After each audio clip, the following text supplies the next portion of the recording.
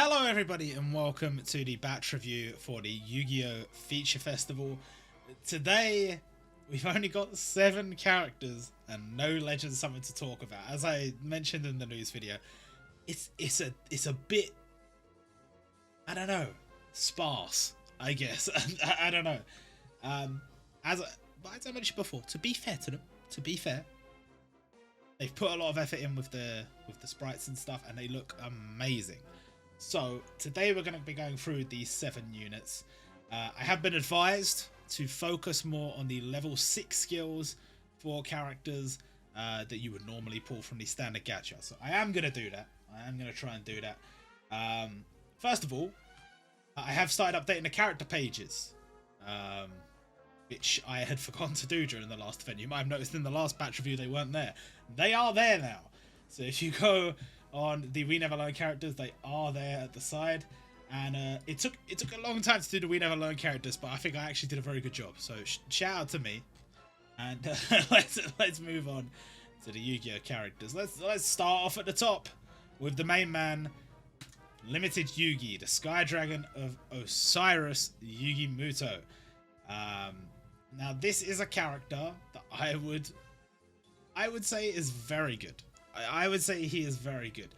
The ultimate attack is decent. Inflict 525% damage to one enemy. I would recommend using jewels on him if you want to do optimal damage against your boy Marik, because it is a quite difficult stage. I've seen a lot of people struggling with it.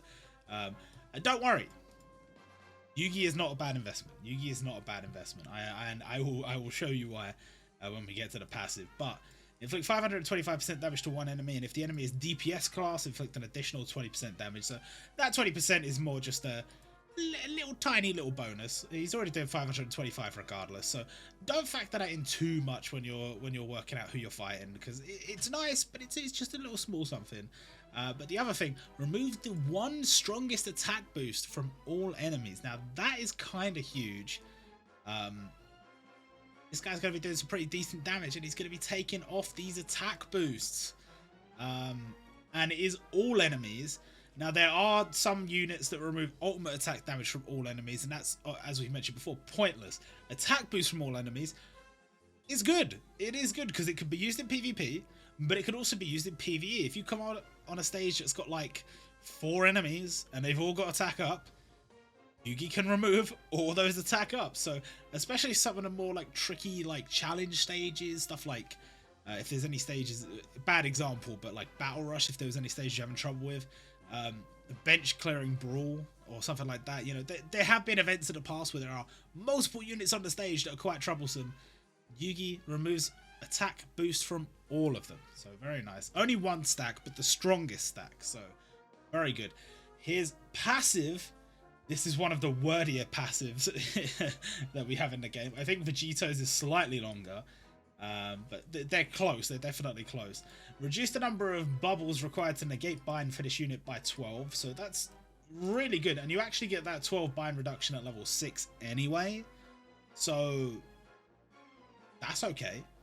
And actually, you wouldn't even necessarily need to use the passive jewels on him. It's just that his attack boost is very low. If you don't, if you don't give him any jewels, his attack boost is 3%, which is minuscule.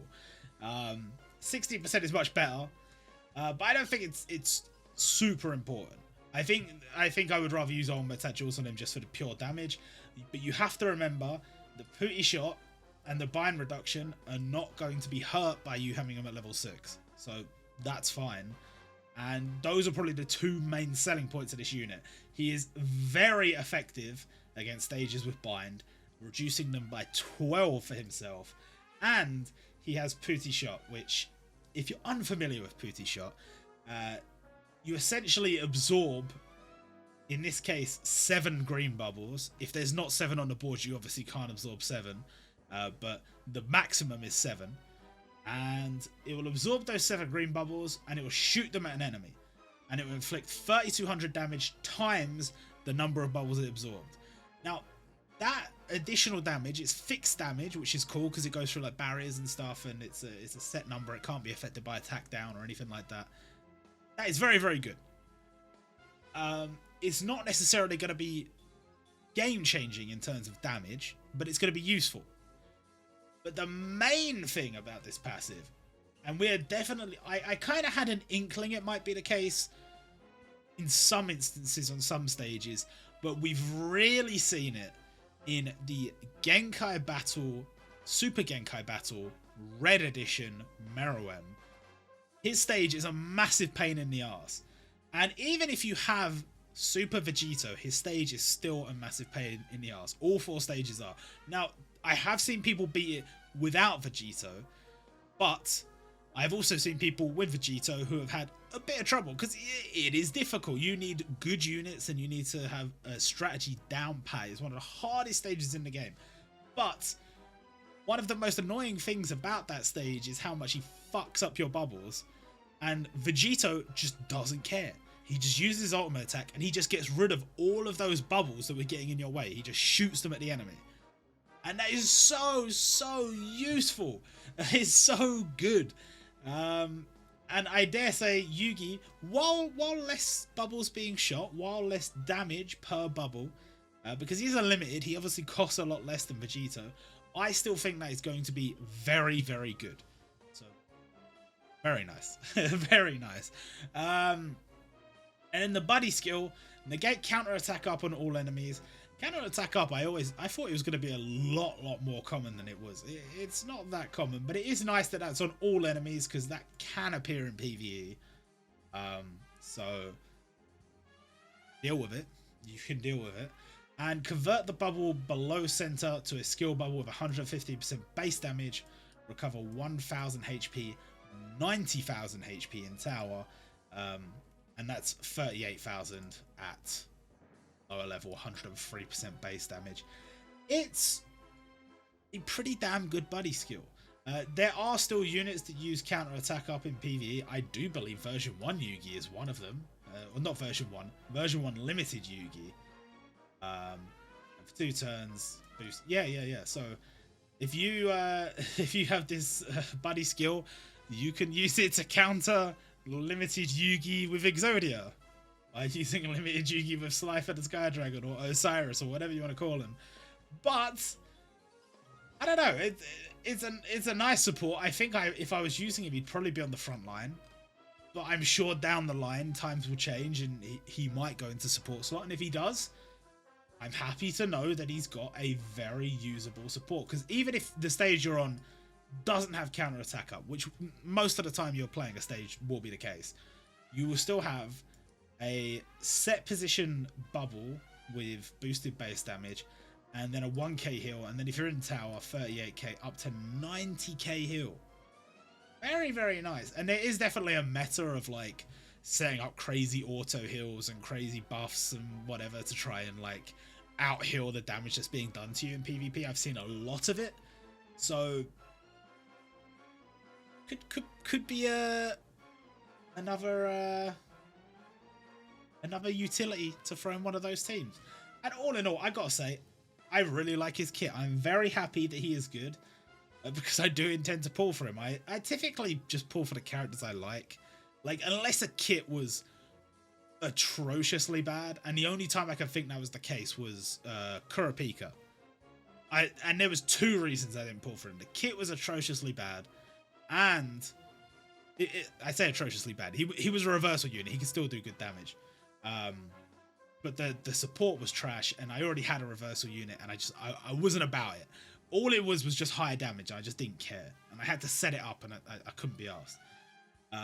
And 2, they didn't put enough effort into the sprite. Despite the fact that I love Kurapika, it was literally just a recolor of the one we already had. And the one we already had was already from that fight. It was just the costume wasn't quite right. And yeah, there was a lot of reasons, actually, now that I think about it, for me to not summon on Kurapika. But Yugi definitely passes. He's definitely a pass for me. I'm definitely going to summon. And if you don't have many strong red units, he is definitely one I would say you should consider. Now, you do have to consider the fact that we do also have Bobo Pachinosuke coming out, who is a very strong, one of the strongest blue units in the game. His banner is going to be coming out a bit later. I guess it'll be next week. It'll be next week. So consider it carefully, but Yugi definitely gets my seal of approval. He's the boy. And as I said in a news video, I think we've got a lot of half decent units here. Some of the units only have maybe one standout thing about them, but that's plenty. In an event with 7 units, if each unit has like at least one standout thing about them, I'm a happy boy. And we're going to look at Lil Yugi, or a friendship worth risking your life for Yugi. And reading back this fight to try and get the pages needed for the database reminded me just how good this fight was between Yugi and Jonouchi. Definitely check it out. It's similar to how it was in the anime, but if you've only watched the anime and you haven't read the manga, you've got to know it might be similar, but it is not the same. It is distinctly different, and much better in the manga. But enough of that. Let's talk about the kit. The ultimate attack at level 6 inflict 360% damage to one enemy, and for 2 turns boost the ultimate attack damage of blue team members by 12%. For 3 turns reduce damage received for this unit by 350. Now that damage received doesn't change with level at all. It starts at 350 and it ends at 350. The damage will obviously go up, and by the top he'll have 420 damage. But the main thing with this Yugi that you would definitely want to think about doing if you did pull him is getting him to level 9. And I have seen people pull for level 9. I've seen people use jewels to get him to level 9. But you definitely want to consider level 9, because that is where he gets a little buff to his ultimate attack damage boost for blue team members. He is a frontline buffer, and that little extra 3% is going to make it 15% boost for blue team members. It's very good. It is very good. As a frontline, he is a very solid frontline, doing good damage, buffing, and giving you a little bit of damage reduction. The damage reduction, because it's over 3 turns, it might seem negligible, but you're going to be doing all right. You're going to be doing all right, because you're going to have like over 1,000 damage reduction if you've got 3 stacks on. Plus you'll have the boost for the ultimate attack damage as well. Like he's gonna be really good. He's gonna be really good. The passive, reduce the number of turns of weakening for this unit by 2. Again, that's standard throughout the levels. And if the enemy is balanced class, boost this unit's attack by 25%. I've said this before, not a big fan of the conditionals, and this is a very specific conditional, because it's an attack boost locked behind the enemy being a certain class. If the enemy is not that certain class, you only have half a passive.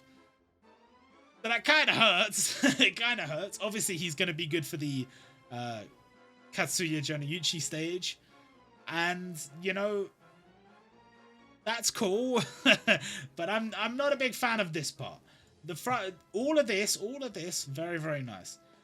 This, not a big fan. This, good. Weakening reduction, very good. Very good. Because weakening is prevalent in PvP, it's prevalent in PvE. It's a pain in the ass in both. You want it reduced. So that is good. I just hate this bit. Even if it does, it goes up to 40%, which is a lot to have on passive. And if the stage happens to be balanced, like it's going to be the case with the stage you're playing during this event. But say in another event, there happens to be a stage where you're like, look, I've got it's inflicting weakening on me or whatever. I'll put Yugi in there, see what happens. He's going to be so good for it. He's going to be so good for it. If that enemy is balanced, he's going to be doing even more damage. So I would say he has very good value as a frontline support, but on certain stages will also be damaging very well. The buddy skill, convert a random bubble to a skill bubble, and convert 1 yellow and heart bubble to blue. 2 turns, boost the ultimate attack damage of blue team members by 17%. So we've had a couple of people with this sort of similar skill. A skill bubble, plus a couple of bubbles converted to that unit's colour, plus a 2-turn boost to that unit's colour ultimate attack damage across all team members. It's nice. It's definitely nice. And I would say, if you do summon for this Yugi, I completely understand, because he is very good. But this is the only time I would consider using jewels on him. And I'm personally not the kind of person that would go summoning for dupes, because I value rubies way more than jewels.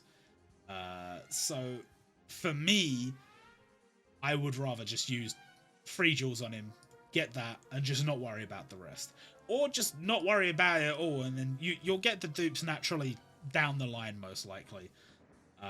But as just a level 6 unit, very good. Very, very good. And a handy little weapon to have in your arsenal, no doubt, especially for certain stages. I would say the only downside to this unit is that I don't think there's anything else bad about this unit. So, again, seal of approval. The seal of approval. And then the other gacha unit, we actually have to go down to version 2 Anzu. Fun fact, despite them choosing her to be a unit in this feature festival, and she does play a role in this in this arc, she doesn't really have any full pages in this arc. She doesn't have anything that you could put into like a page here.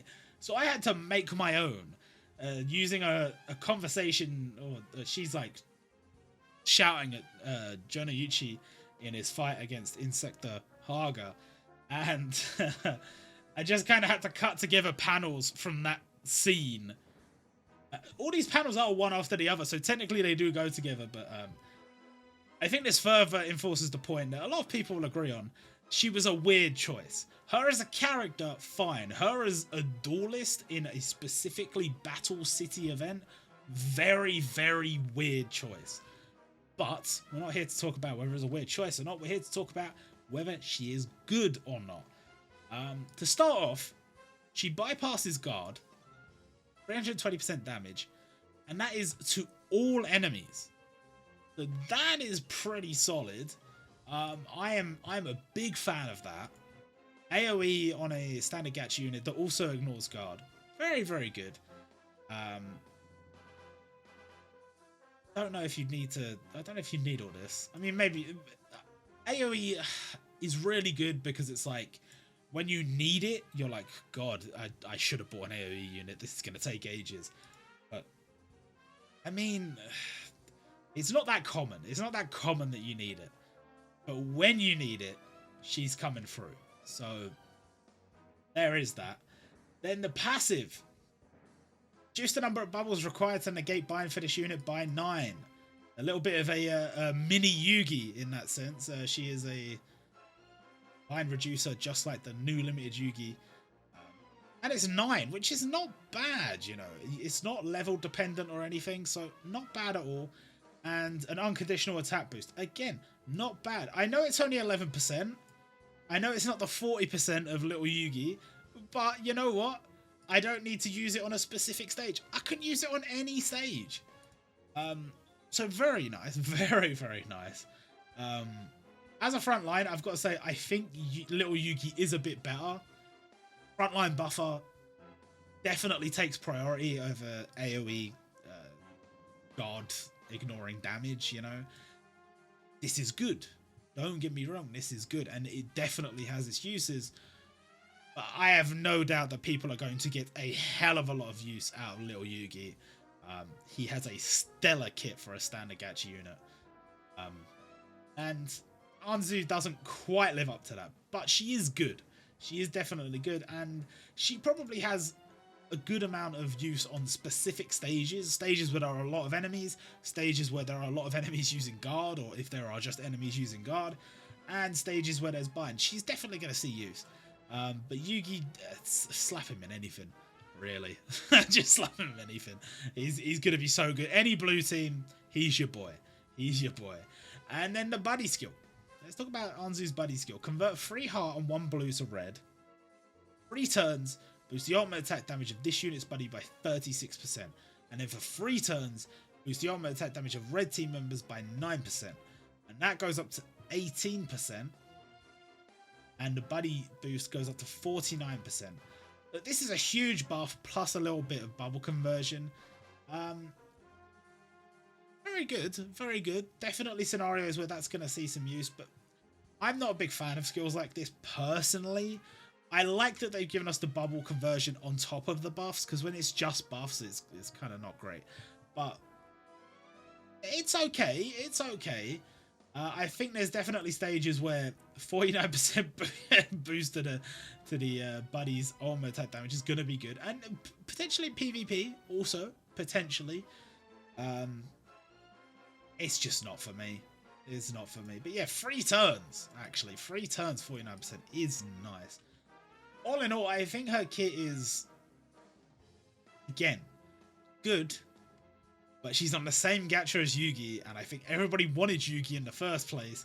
And then on top of that, I think his kit is just better than hers. It has more general purpose, and it doesn't detract from him still being decent for the stages he's really good at. The only downside to him is that one little buff thing. Yeah, again, if you're going to summon on that gacha, like, you don't really get a choice who you're going for. And I've already said Yugi is worth going for, though, again, be careful with your rubies during events like this, because it's very easy to get sucked in and summon on everything. But if you're a fan of Yu-Gi-Oh! And you want to go for big Yugi and little Yugi, by all means, go right ahead. But Anzu, if I'd already pulled little Yugi, I probably wouldn't go further into the banner to try and get Anzu. The kit doesn't speak to me that much, but not without its uses. Not at all without its uses. Let's talk next about Katsuya Jonouchi. Now, this unit has been built specifically to counter the Marek stage. So he's going to be very good for the Marek stage. He does boosted damage to DPS, which is what Marek is. So you're going to do 304 plus 60, 364% damage to Marek, which is good. And also his passive, reduce the number of bubbles required to negate bind by 6. Just like Anzu, just like Yugi. And then slowly getting weaker. Yugi was the strongest by far. Anzu a little bit weaker.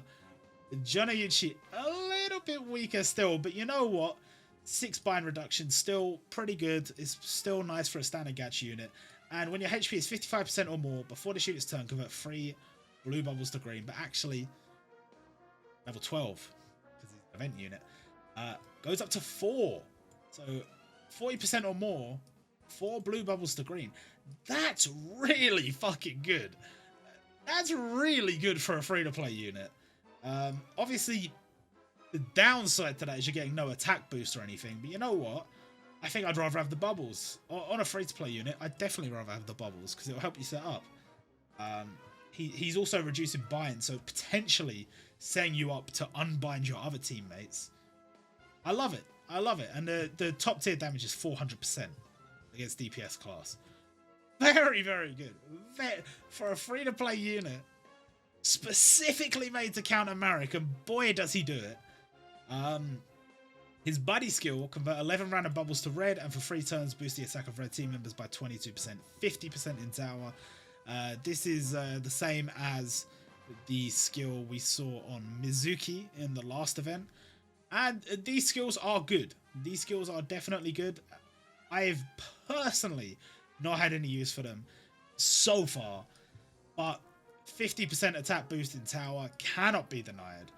And even the 22% attack boost for 3 turns, when you add on the fact that you're getting 11 random bubbles converted to red, is really, really nice. It is good. And now that we're in the free-to-play unit territory, we've got luck skills to talk about. All of the luck skills in this event are a little bit dry for me, and none of the super fancy ones. But when you connect 2 or more bubbles with this unit, this goes all the way through here, you get that 5% attack boost, 5% attack boost, 5% attack boost, so 15%, and then 10% normal attack boost across those 2. So in lieu of having a boost on your passive, you have it in your luck skill, and the boost is perfectly fine. It's perfectly fine. And you're getting these bubble conversions as well. I really like him as a front line, and I love that he counters Marek. Very, very good. I wish you could have been there could have been a gacha unit version of you. Maybe not this specific version, but maybe a different version that could have countered Marek in a different way. But you know what? I will take it. I will 100% take it. He is so, so good. Let's next talk about, I guess we'll talk about the man, the myth, the legend, Arik Ishtar. Let's show off his super fancy costume. Look at that. Look at that. Very nice. And Arik doesn't have to counter anything in this event. Couldn't if he tried, because there's no yellow stages. So he is countering the unknown. He is countering something that may not exist and may never exist. But he inflicts 355% damage that ignores damage reduction to one enemy. Pretty good. And if the enemy has damage reduction, inflict an additional 40% damage. So he is a specialist against damage reduction, which we like.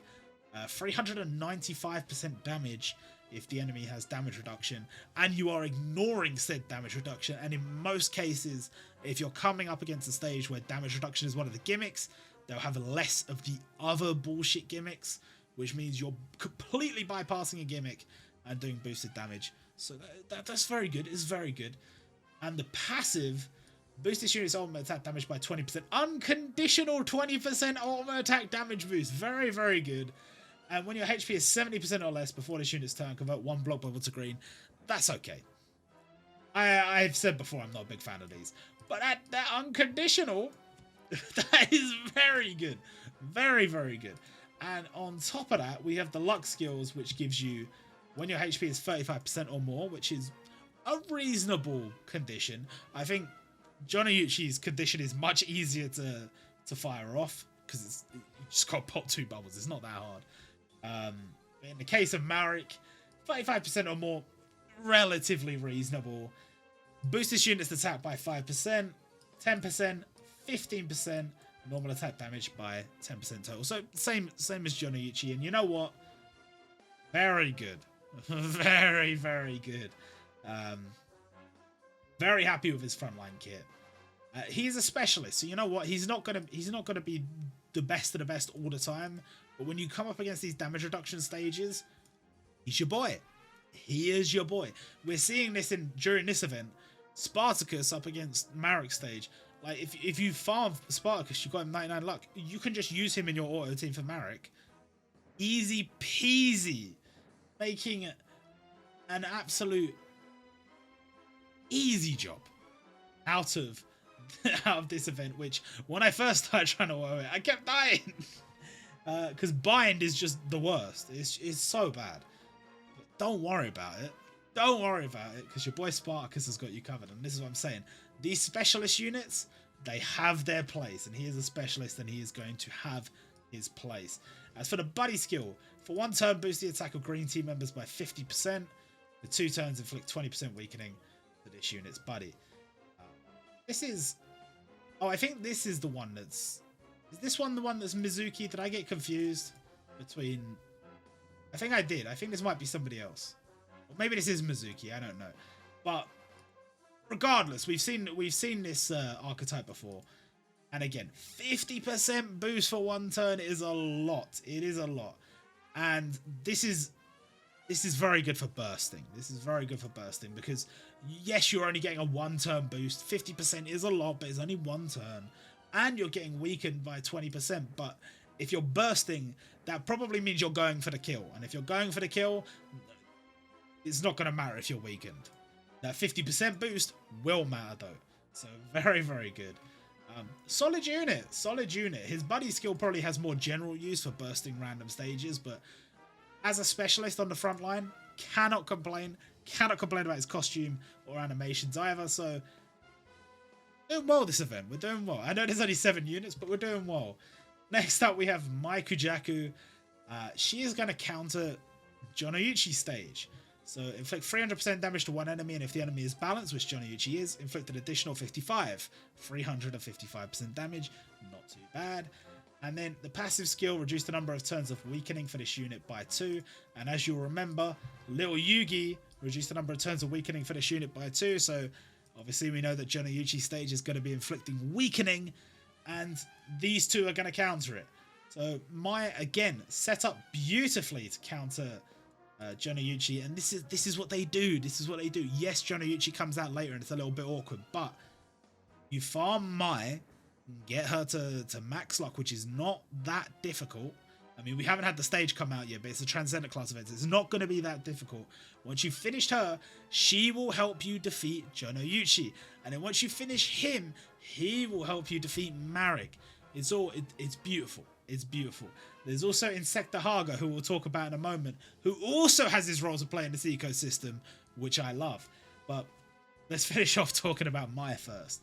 So the passive skill also has an unconditional 20% attack boost, which we love. Weaken and reduction on free-to-play unit is good as well, so I'm not complaining about that. And the luck skill, when you convert 3 or more bubbles, or connect 3 or more bubbles, 4% attack boost, 4% attack boost, 4% attack boost. So only 12%, but you know, it's a Transcendent class event, Transcendent class unit. You don't expect it to be quite as good as the ultimates and the catastrophes, and you also still get the 10% normal attack damage boost. So it's nice. It's nice. All in all, again, she's a specialist, but you know what? She's pretty damn good at what she does. She's going to be very good for Jonouchi stage, which I really appreciate. And then the buddy skill, for 3 turns, boost the ultimate attack damage of blue team members by 18%. For 1 turn, reduce the number of bubbles required to create a skill bubble, but DPS class team members by 3. I sort of despise buddy skills like this, because it just doesn't know what it wants to be. It's a 3-turn ultimate attack damage boost for blue team members. Sure, that's great. And then it's also bubble reduction for DPS. It's like, I mean, sure, if you have a blue team that's all DPS, that's great. Or maybe, you know, maybe there's some other way you can utilize this. I don't know. I'm just not a fan. I'm not going to tiptoe around it. I'm not a fan. I think the ultimate attack passive and luck skill very much works in her favor. She is very good for Jonouchi stage, and I'm sure there'll be other stages in the future where she will rear her head. But the buddy skill just does nothing for me. It just does nothing for me. Unlike the buddy skill for Insecta Haga. And let's start with his buddy skill, because his buddy skill converts 5 heart bubbles to rainbow and reduces the number of turns of guard on all enemies by 1 before doing a 1-turn attack boost for all team members by 10%. Now, yes, okay, even if this is a universal attack boost, it's only 1 turn and it's not a particularly high percentage. I get that. And yes, 5 heart bubbles to rainbow isn't exactly exciting. But the fact that he will reduce guard on all enemies, regardless of what team you've made, regardless of what stage this is. If the enemy has guard, he will reduce their guard, which means he is good for which stage? Yes, Marek's stage. So he will reduce that guard, which we appreciate. We appreciate. And then you just have to think of these bits as little bonuses. He's reducing the guard because you need guard reducers, but he's also giving you 5 heart bubbles converted to rainbow and 1 turn attack boost to all team members. And they made it all team members so that he could be used in any stage of guard. And of course, Marek is a green stage. You wouldn't normally use green supports against green stages, but in this case, why not? Why the hell not? And for the front line, it's 300% damage plus an additional 55 if the enemy is tank, which is not that different from Mai, but against tank class instead of the balance class for Mai. And the passive skill, reduced poison damage received for this unit by 250, which would be probably more impressive if poison basically ever showed up, but it doesn't, so not that relevant. And boost this unit's attack unconditionally by 18%, which is good. We like that. We like that. And the luck skill's a little bit more demanding than some of the others. Your HP has to be over 65%. Oh no, it has to be under 65%. So more of a clutch buffer. But in those desperate situations when you're up against the crunch, you've got a 12% ultimate attack damage boost. Oh, sorry, 11% ultimate attack damage boost. And a 10% normal attack damage boost, which is, it's not bad. I really don't think he's going to play much of a role as a damager. And I think generally speaking, his frontline kit is kind of meh. Again, could see some use if you find a stage that is, you know, a tank that happens to be inflicting poison or something. Or even just a tank. It's good against a tank, but it's just like... The poison thing, I think, is the biggest letdown, because it just doesn't show up that often. You compare it to like Weakening, which is like Weakening shows up all the time. Bind shows up all the time. Poison doesn't show up all the time. And I just don't see him as someone you'd want in a clutch situation trying to save your ass. So that is what it is. And then the buddy skill, yeah, I think that is good. I think that is really, really good. And I think we need lots of units like this for very difficult stages. But that's it for the batch review. My final thoughts are, if you're going to summon for Yugi, big Yugi that is, Slifer, the Sky Dragon, Osiris, whatever the hell Yugi, by all means, very, very good unit. If you want to go for little Yugi, again, by all means. Standard gachas typically should be much lower priority than limited gacha or Muso gacha, but if you're really compelled to summon for little Yugi, go for it. And Anzu is there as well. And I don't think she's bad, and I think she definitely has many redeeming qualities, but I think if you go in on the gacha and you get little Yugi, I would 100% call it a day. I wouldn't revisit the gacha for Anzu. And that's it. That's pretty much it for this video. Hope you guys enjoyed. I hope that helped, and I will see you all in the next one.